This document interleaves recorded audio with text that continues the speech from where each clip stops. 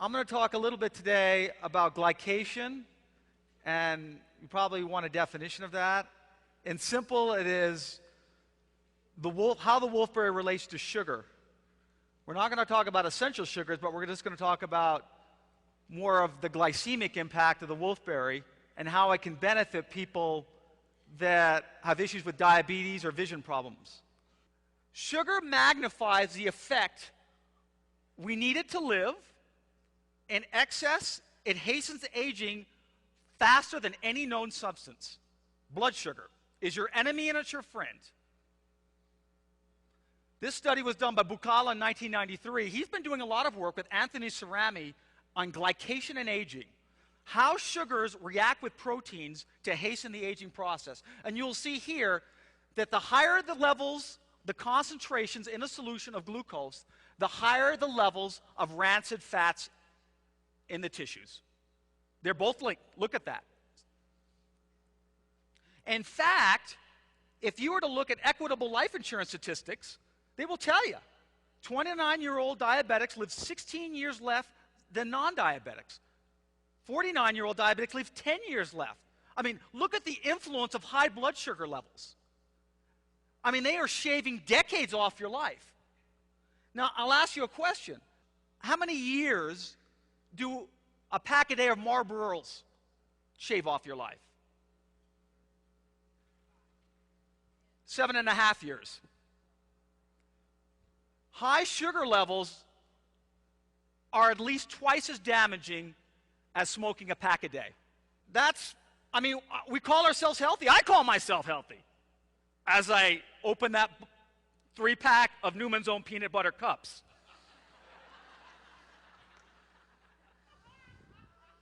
As I take just one last square of the Crispy Rice Newman's Own chocolate bar.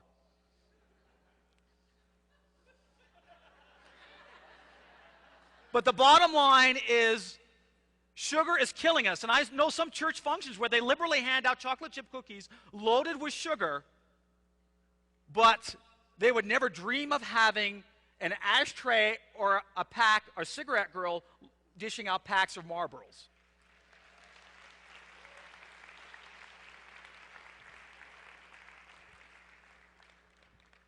Let's look at the incidence of diabetes. 4.9% of the population in 1990, 8% today, 7.9% in 2001. 8% of you in this room have diabetes. But there's even some more interesting data. And this was a study where it was unintended. They didn't expect to find it. That 3.2% of people in the population don't even know they have diabetes.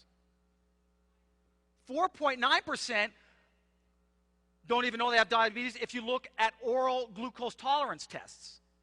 If you look at this, blood sugar really acts like a free radical. It reacts with oxygen, it reacts with proteins, it reacts with fats. It is a free radical.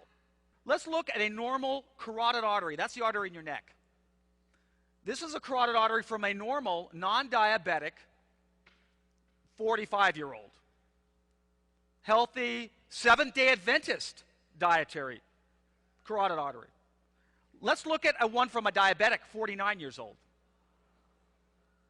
Look at how glycation and blood sugar are literally reacting away and inflaming away that artery, the epithelial cells that line that artery. Fatty streaks. There may even be a couple of traces I detect here of a peanut butter cup. I don't know. A recent study, New England Journal of Medicine, in the Diabetes Prevention Program Research Group. This was a large study conducted by Nowler, and this was done at the George Washington University in Maryland, by the way. And they followed diabetics over a period of years, 2 years. And they decided, what works better? Drugs for diabetes, control, or diet? Well, you can see here the metformin reduced the incidence of diabetes by about 31%.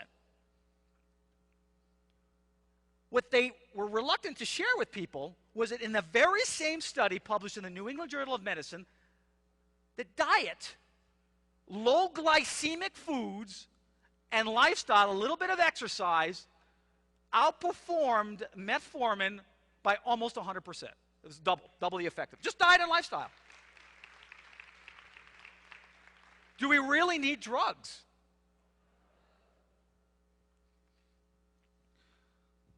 So in the New England Journal of Medicine, David Ludwig, an MD PhD, working in the Children's Hospital in Boston, is linking low glycemic foods with obesity, diabetes, and cardiovascular disease. Preventing, I should say.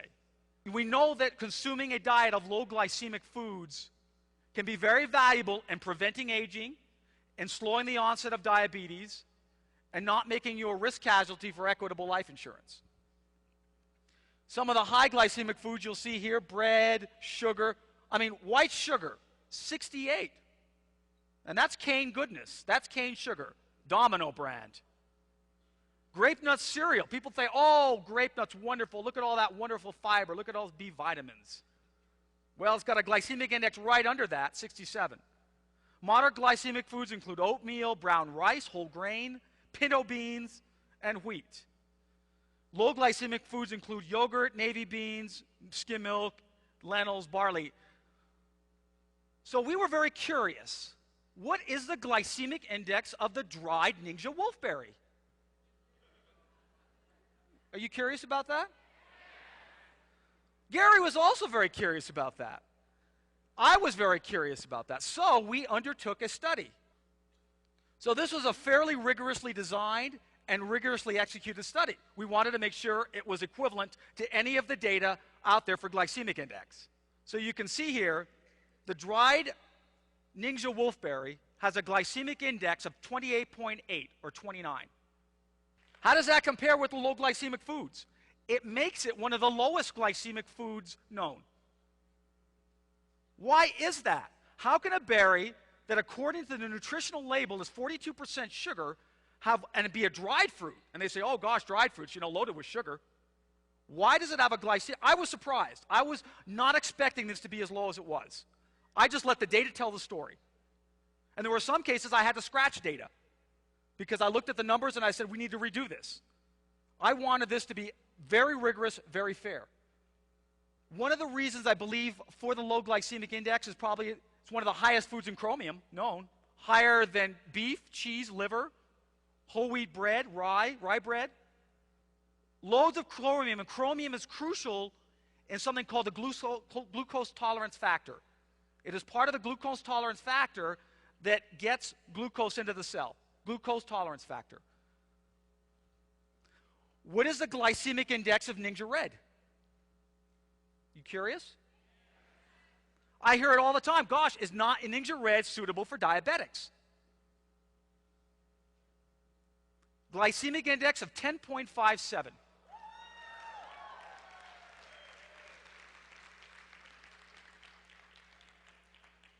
I would say yes.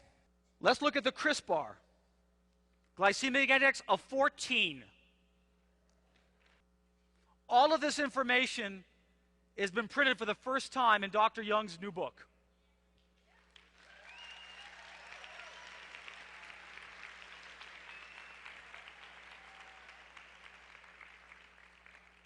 And it is really, this book is due really to Gary's persistence and Gary's vision with the wolfberry. That is why this book is here.